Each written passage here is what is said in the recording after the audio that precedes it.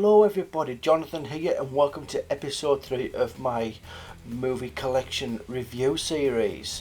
Now I hope everyone's doing okay and you're not being driven stir crazy with this whole situation that we're in across the globe. And I wish you all the best for either recovery or getting through your self-isolation process, whichever one it is. Good luck to you all. I think it's absolutely awful what's going on at the moment, I really do. But nevertheless, well, first off, I'd just like to say thank you to those who tuned in to my previous episode with the Andromeda Strain and American History X. I hope you enjoyed that video and thank you very much for watching. I didn't get an awful lot of feedback from the poll cards that I put in regarding the two movies that I should review in this video, probably because you didn't want to get any further on with that video, which is fine. It's absolutely fine, it's not a problem. So I do have a backup plan, which is the one that I said in that video. I will put the rest of the movies into a hat, and I'll pick two random movies from those things from the hat. And the hat that I'm going to use is my Fez, which has been in storage for the last 3 years since I actually bought it. I've only worn it the once, and that was at the place where I actually purchased it, which was in Minehead. In, I think where was it? I can't remember. I can't quite remember, but it was Butlins in Minehead in the UK. So put that into your Google search and you'll find it. Now I bought this because it was for those people who were wondering what it is that's on the front of this. It is Madness. Madness are a ska music band who were very popular in the 80s and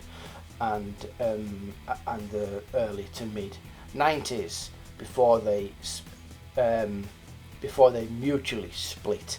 They had a number of hits throughout their career, such as My Girl, House of Fun, and many others which unfortunately I cannot remember offhand.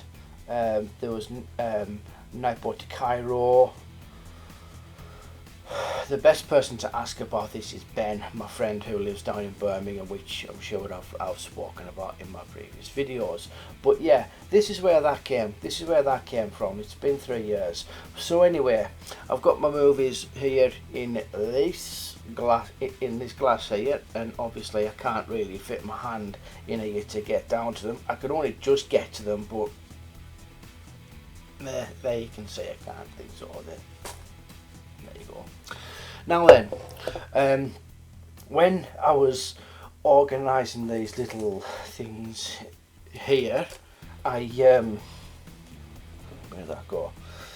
I missed a couple of movies that didn't get onto the poll cards in that previous video, so I've made sure to put them in with these ones as well. So these, as I said in that last video, these are all of the movies starting with the letter A, because I'm doing these in alphabetical order. So let's dip into these and pick two movies out. So let's get into this and pick out this one. I was about to put that back in because I think I might know which one this is. Right, okay, so we have here, I think I might have picked this up before. I did. In the amount of takes that I've done for this. First off, we've got, come on, focus in. American Hustle, and I've not redone takes purposely to get the right ones out. I really haven't. Whatever comes out of this one, which is the next one, I've got this one picked out, is going to be to it's another one that I picked out before as well. Right, and so American Hustle and Air Force One with Harrison Ford and Gary Oldman. So let's get these out and get them watched.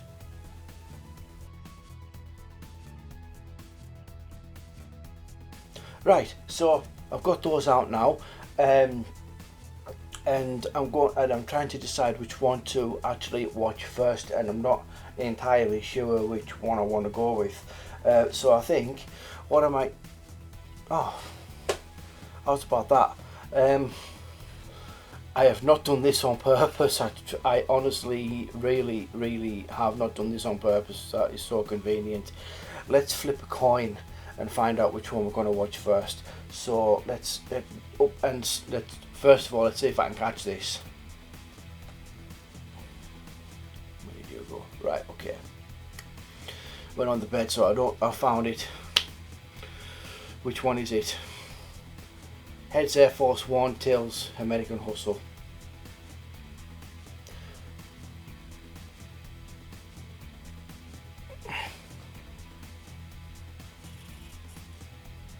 It's American Hustle, guys. So let's get this on. So let's get it on and get it watched.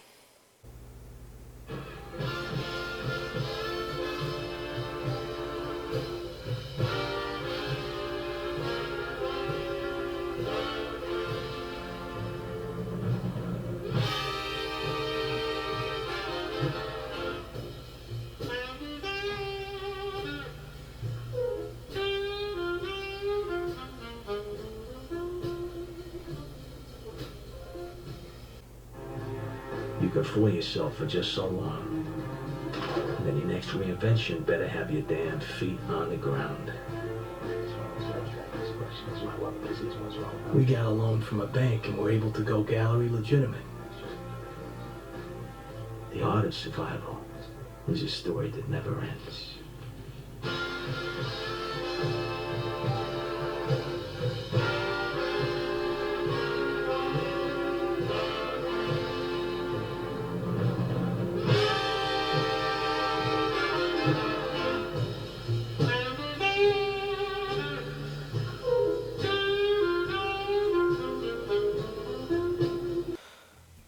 Okay, everybody, so that is American Hustle. That is American Hustle watched. Now that was my first time watching this film, and I've got to actually say I actually really quite enjoyed it. There was a couple of things in this that I wasn't too sure about. They felt a little bit out of place, but I'll get into my overall thoughts on the film after I've watched Air Force One. So I've got that in the player. I've currently got that in the player. So let's get that watched, and then we can think about reviewing these two movies. So we'll see you in a couple of moments.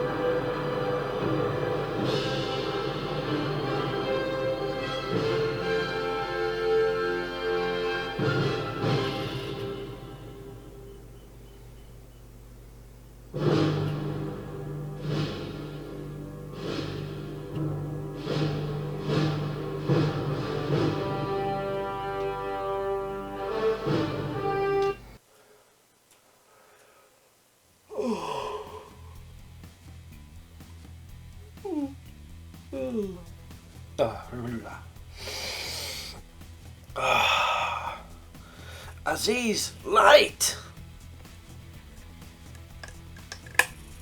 Oh, so much better, thank you, Aziz.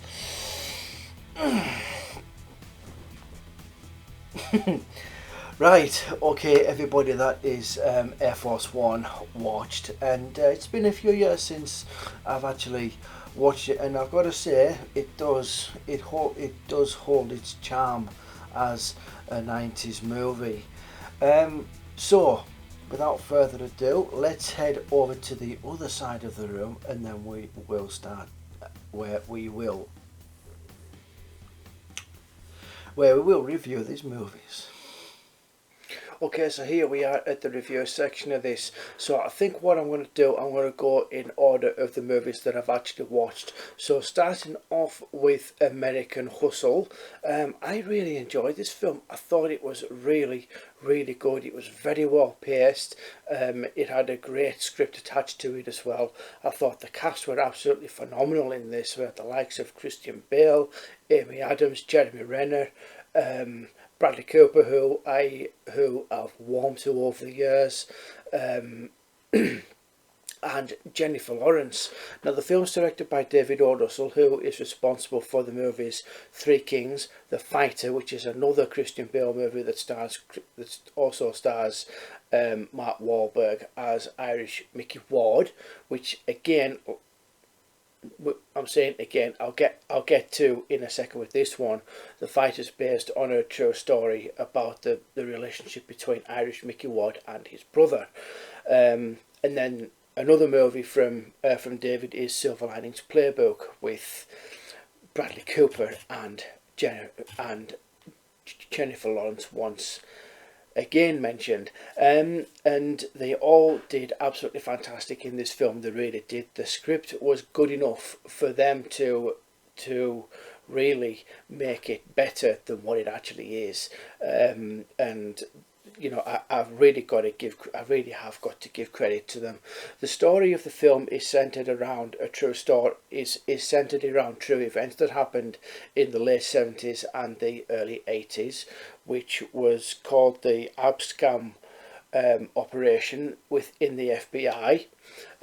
Basically, Christian Bale's character is a con man who has been caught along with his business partner Amy Adams. They've been caught by Bradley Cooper, who wants to use them. To con political figures into taking bribes from a fake millionaire from the UAE. That's your basic plot synopsis. So yeah, like I said, the film is really good, and that is really down to the script, because it's excellent. It's probably one of the best films I've seen in the last couple of years, actually, if I have to be honest. And the film is coming up, will be 7 years old now. It's from 2013, and I'm surprised that I've not seen it until now, if I have to be honest with you, because it is a first time watch. The two actors that I do feel that were like head and shoulders above the rest is actually Amy Adams and Jennifer Lawrence. I think they really put their heart and souls into this movie. Christian Bale doesn't need to do anything but just be Christian Bale in his movies. He's always brilliant. I mean, you've got the likes of Chris Nolan's The Dark Knight series, and like I said, we've got the Fighter. He's an absolute chameleon. He really is an absolute chameleon. One of my favourite films of his is The Machinist. That film is just something else. It really is. It's not to everybody's taste, but if you want to check it out, by all means, I will might be reviewing it actually later on in this series. I think I do actually have this down behind me here. But yeah, like I said, I think this film was was absolutely brilliant. The as I've said, as I've mentioned a couple of times now, but like I said, Jennifer Lawrence is phenomenal in this film. She really is. She plays Christian's wife in the film, and she does, and what she had to do in this is something that's actually quite difficult. She has basically had to try and play a ditzy woman that's got enough intelligence to know what to do in her life, if that makes any kind of sense. She her mouth runs away with her. She gets involved with, I wouldn't say the wrong type of people, but she knows what she has to do to. She knows what she has to do to live. She has to support a son that Christian has adopted as his son, and basically they're making ends meet. Amy Adams comes into this as Christian's lover at the start of the movie. We're not aware of Jennifer as his wife until a little bit later on, but it's the chemistry between Christian, Amy, and Jennifer that really resonates in this film.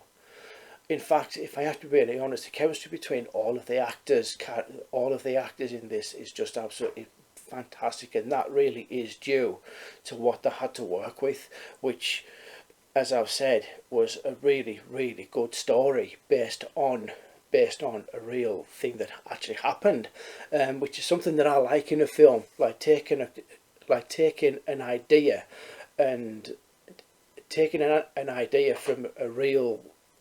from something that has actually happened and translating it into a film, and using comedy is what someone would normally say is a difficult thing to actually try and balance out, but it's done really, really well here. And it kind of reminds me as I think it came out the same year, I'm not entirely sure, but the film actually reminds me of The Wolf of Wall Street, because it's a similar type of thing that is going on, but it's not about one person that's trying to scam a whole lot of people. It's about the FBI trying to. It's about the FBI that's getting involved with trying to bring down political figureheads through conning them into taking bribes. It's mad, but I had a great time with this film. I really did, and I would seriously recommend checking it out if you haven't seen it, guys. I'm pretty much done talking about this film. I'm going to give this top marks. This is getting a 10 out of 10. So moving on to Air Force One. I don't know what, but I'm saying I'm going. Well, I'm saying I'm going to give it a 10. I'm saying I'm going to give it a 10 out of 10. I did actually say before that I did actually have a couple of nitpicks about this film, but really there's only the one, and it's a particular scene which didn't really fall too well for me, because I just thought I didn't understand why they felt it necessary to have this there, and it was involving a specific scene with Jennifer Lawrence miming to a song, and if I remember correctly, can't remember what song it was now. What was the song that she was miming to? Oh dear. Paul McCartney's "Live and Let Die." I didn't quite see why it needed to be in the film. It didn't really give I mean, yes, there was some form of satisfaction for her with what she'd actually done, but to go as far as that, I think was a little bit off-putting for me. But that's just a little nitpick, so I'm going to reduce my score. I'm going to reduce my score in accordance with that. So it's going to be a 9.5 out of 10 for definite, a 9.5. But yeah, that's really the only thing. That's really the only thing that I didn't really think that needed to be necessary for the film.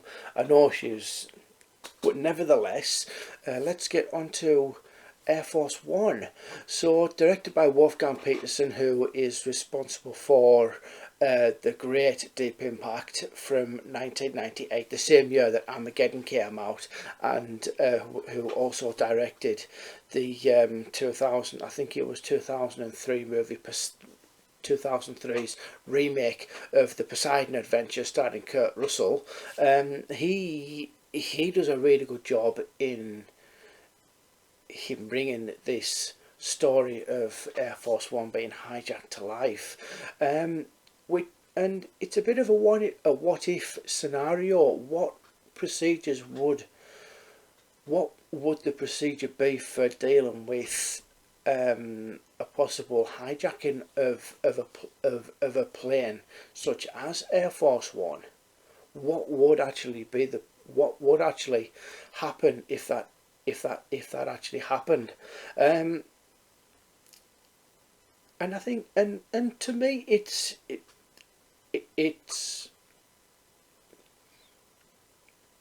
and to me the performances in this film really give it its charm as a typical 90s action film. It's shot in that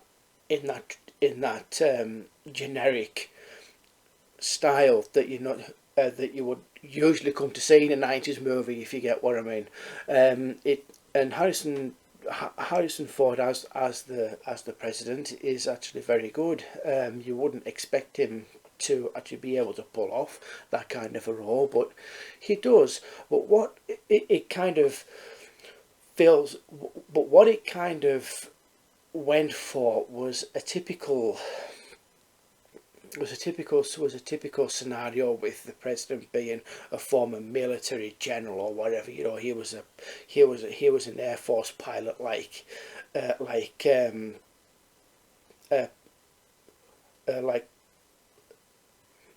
President, like Bill Pullman's president in Independence Day. Say, you know, he was a fighter pilot before he became a president, you know. But that was, you know, you see where I'm going with it. You know, there's nothing other than a president being a former war veteran or a naval, or something to do with the naval that's come into. He's always had some kind of military background. That isn't usually always the case when it comes to presidents in movies, but it was kind of a trope in those 90s movies. And Harrison Ford, given his background in action staples such as the Indiana Jones films, which is the most obvious example that you would ever give, he does well with it. But I do think it's kind of his Achilles heel as well, because it comes off as kind of quite a cheesy performance. Dare I say that? Because a lot of people do like Harrison in this film as the president, but you know, it is what it is. And Gary Oldman isn't really any different with that respect, because he had a thing about playing villains throughout the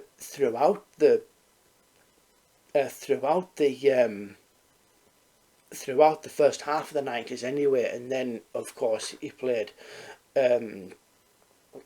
Zorg in The Fifth Element, you know. I think before Air Force One he'd been in, I think, The Firm. There was a British film that he was in called The Firm, which was about football hooligans. He was in that. I think that might have been the mid-80s. I can't quite I can't quite remember, but he was a villain in that. He kind of likes playing the villains, but now that he's sort of like taken that bit of a step back from those kind of roles to go on to play Jim Gordon in Chris Nolan's The Dark Knight series, and then going into John le Carre's Tinker Tailor Soldier Spy, as the good guy. I thought that was a bit of a good move for him now that he's getting, I wouldn't say getting on, but you know where I'm going with that. But with Air Force One and those sort of films of that generation, you needed that typecast actor to fill those boots, and Gary kind of did a good job with being an exaggerated villain, and like I say, everybody else was really well cast in this. Like I said, we've got Glenn Close as the vice president. There were other actors in that I recognised the faces, and can I remember the names of them? Can I? Hell, Jürgen Prochnow had a little part in the film. Towards the end, there was, oh gosh, it's gone. The rest of the cast is gone, but there are very familiar faces in this film, and you know they did a good job. The script, you know, it does what it says on the tin basically. Visuals wise, you could say they are a little bit dated, but there are a couple of moments in there that you actually think, wow, really? Does that really? A couple of the night shots don't actually look too bad, but when you get to like the daytime shots, you can really sort of see how dated the effects are. But given the fact that this was a film from, I think it was 1990, was it 1995? It was 94, 95. It was just after The Fugitive. I think this was the next film that Harrison took after The Fugitive, and the effects for the time are pretty damn good. There are a couple of scenes in the film where you think, yeah, that doesn't look too bad, you know, and there are other ones that you think, oh no, that won't work now. But yeah, like I said, there's that's pretty. I mean, it doesn't. It has its charm as a 90s movie, but in terms of its overall look, it is quite dated. But you could still get away with doing this kind of movie again in today's climate, if they wanted to go down the route of doing a remake. By all means, do a remake of Air Force One. It's a standalone film. You could get away with it. You might even get away with doing a sequel to it if you wanted to, maybe with a different actor in the maybe having a different main actor playing a new president or something like that. You know, maybe they can be a bit more prepared for it, or whatever. It could work, you know. But other than that, I don't really have much more to say about this film. Like I said, that the visuals are very dated. They haven't aged that well. I did say that there were a couple of moments in the film where I was like, oh, that looked okay, considering how old the film is. I mean, we're talking 27 years ago, something like that. 25, 27 years ago, something like that. So it looks okay for its age. So I'm going to give, I think, for the sake of like the visuals, like I said, they're not that overly great, and the fact that it's a typical 90s movie that has a bit of nostalgia to it. You can go back and rewatch this. It has a lot of rewatchability to it, like American Hustle does.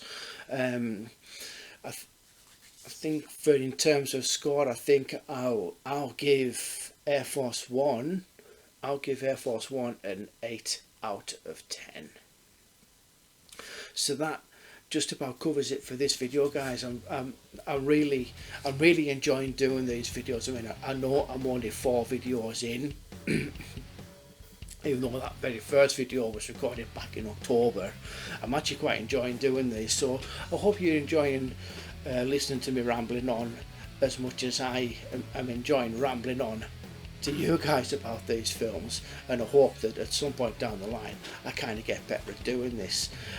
So if you did like the video, make sure to give it some thumbs up, make a comment on, talk between yourselves in the comments below on what you thought of American Hustle and Air Force One, and if you want to subscribe, by all means, and hit the bell notification to stay up to date on future videos that I'll be releasing. And I think that will just about cover it, guys. So again, thank you for tuning in. My next video will probably be going up maybe next weekend, this weekend coming, so look out for that one. And until then, guys, this is me, TREKFLIX, signing off.